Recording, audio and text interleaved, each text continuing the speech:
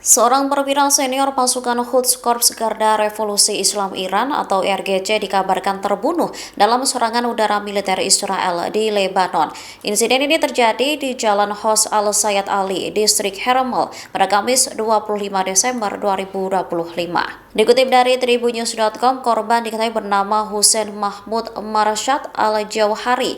Ia diduga merupakan komandan tinggi unit operasi pasukan Quds yang dikenal sebagai Unit 840. IDF dan Badan Intelijen Sinbad menyatakan Al-Jauhari terlibat dalam memajukan rencana teror yang diarahkan Iran terhadap Israel. Menurut kantor berita resmi milik negara Lebanon, serangan pesawat tak berawak Israel menghantam sebuah kendaraan. Dalam insiden tersebut, 2 orang dikabarkan terbunuh. Serangan drone Israel lainnya juga dilaporkan terjadi di distrik Bin Jibel, Lebanon Selatan. Dalam serangan itu, sebuah truk pickup diserang di pintu masuk kota Safat al-Batik. Serangan-serangan ini dianggap sebagai pelanggaran terbaru terhadap gencatan senjata dengan Hizbullah. Hingga saat ini, RGC belum memberikan tanggapan resmi atas klaim Israel tersebut. Agree to anything else because we don't commit suicide. We want life, we cherish life. Perdana Menteri Israel Benjamin Netanyahu dijadwalkan bertemu Presiden Amerika Serikat Donald Trump di Florida untuk membahas kemungkinan langkah militer lanjutan terhadap Iran. Laporan Al Jazeera menyebut pada 26 Desember bahwa pertemuan tersebut direncanakan berlangsung di resort milik Trump saat Netanyahu kembali melakukan kunjungan ke Amerika Serikat pada akhir pekan ini. Netanyahu disebut mendorong peningkatan tekanan militer terhadap Iran meskipun langkah tersebut dinilai tidak sejalan dengan arah kebijakan luar negeri Trump.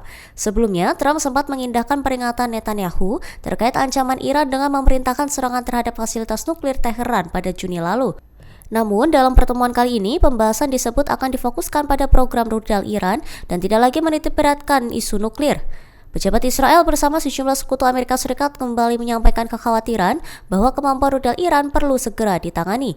Di sisi lain, para analisis menilai dorongan tersebut bertentangan dengan agenda Trump yang berupaya mengurangi keterlibatan militer Amerika Serikat di Timur Tengah.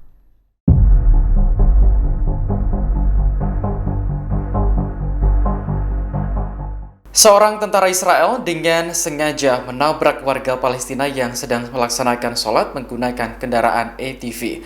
Peristiwa ini terjadi di desa Jarir sebelah utara Ramallah, tepi barat pada Kamis 25 Desember. Dikutip dari The Times of Israel, pihak militer mengonfirmasi bahwa pelaku merupakan tentara cadangan tanpa mengungkap identitasnya. Atas perbuatannya, pelaku mendapat sanksi berupa penangguhan dinas serta penyitaan senjata yang dimiliki. Tentara cadangan tersebut juga telah ditangkap pada Kamis malam waktu setempat dan dikurung di bawah tahanan rumah selama 5 hari. Menurut pihak militer, penyelidikan awal menunjukkan bahwa pelaku juga pernah berbuat onar dengan menembaki warga Palestina. Saat beraksi, tentara tersebut tidak mengenakan seragam sehingga tampak seperti warga sipil. Sementara itu, Majdi Abu Moko, ayah dari warga Palestina yang tertabrak ATV, mengatakan bahwa putranya kini merasakan sakit di kedua kakinya setelah tertabrak.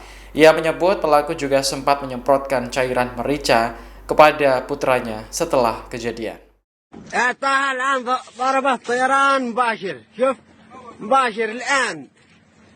Arab Saudi membombardir pasukan separatis Yaman di wilayah Hadramaut, Yaman pada Jumat 26 Desember. Serangan itu disebut terjadi sehari setelah Saudi mendesak kelompok separatis Yaman untuk mengembalikan wilayah yang baru saja direbut. Tidak ada laporan langsung tentang korban jiwa dalam serangan tersebut. Namun serangan itu menimbulkan kekhawatiran terjadinya eskalasi. Adapun ketegangan antara negara-negara kuat Jazirah Arab yang mendukung pemerintahan Yaman meningkat. Konflik itu telah berlangsung selama lebih dari 1 dekade dan melibatkan Iran serta Arab Saudi. Kemajuan separatis Yaman telah menambah tekanan pada Arab Saudi dan Uni Emirat Arab. Dewan Transisi Selatan yang didukung Uni Emirat Arab mengatakan bahwa Arab Saudi telah melakukan 2 serangan di daerah tersebut. Sementara kubu Arab Saudi yang mendukung pemerintah Yaman belum menanggapi terkait serangan itu.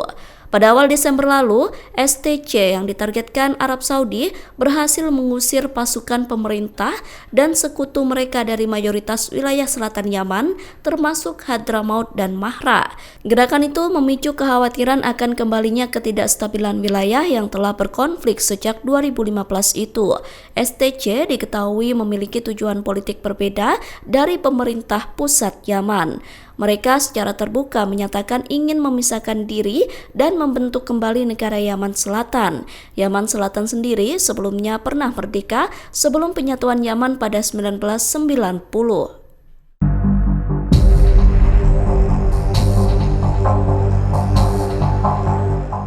Militer Israel menjatuhkan sanksi kepada tentara cadangan yang menabrak warga Palestina di tepi barat. Video penabrakan itu sebelumnya viral di media sosial karena korban sedang sholat di pinggir jalan.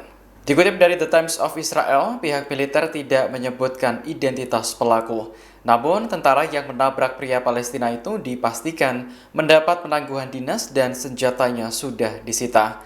Petugas juga telah menangkap pelaku pada Kamis malam waktu setempat dan dikurung di bawah tahanan rumah selama 5 hari.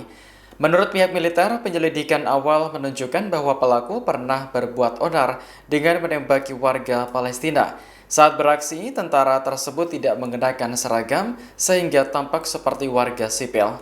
Sementara itu, Majdi Abu Mohko, ayah dari warga Palestina yang tertabrak ATV, mengatakan bahwa putranya kini merasa sakit di kedua kakinya setelah tertabrak. Ia menyebut pelaku juga sempat menyemprotkan cairan merica ke mata putranya setelah kejadian.